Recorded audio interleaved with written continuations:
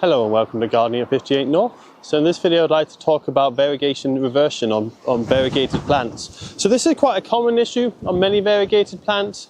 Variegated plants are ones such as these where they've either got extra white bits on the green leaves or they might have yellow variegation like this one on the left hand side. What it is in the wild, naturally these plants are found just with green leaves and there's no natural variegation on them. Then every now and again, very rare circumstances, they have a slight mutation which causes variegation. We think this looks nice, so we start propagating it and using it as a nice garden plant.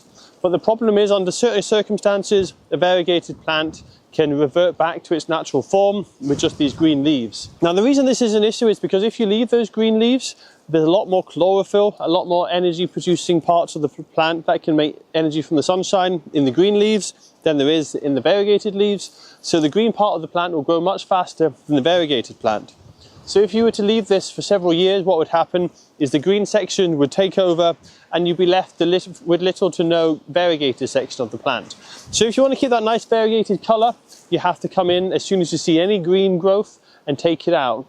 So these two, for example, these two are growing underneath this large spruce tree that was here. Often shading can help encourage variegation to revert back to a green form. So if you have it in a shaded location, that's something that often happens, but it can also happen randomly anyway.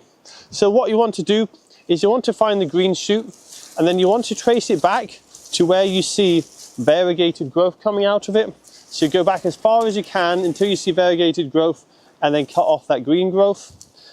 If I was to cut this off a bit higher up, the problem is it would resprout and then we'd have more green coming through. So you just want to go through with this and you just want to keep looking through. So we've got one here which is half and half, so I'm going to cut this one quite hard. You can see there we've got variegation on one side and we've got the green growth coming out the other side. So if I was just to cut this green growth off here, some of this section here is still part of the green growth and that would just resprout and take over. So I'm wanting to cut it off right back to where the reversion started on the plant. So I'm just going to go through now with these two. I'm just going to cut out every single bit of green that I can see.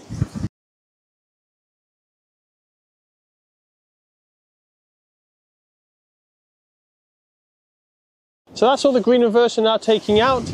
These plants will now continue to grow quite happily in a variegated state. I will just need to keep an eye out once a year, just have a quick look at the tree, make sure none of it started to revert back to green, and then you should be able to keep it as a nice variegated tree for its whole lifetime.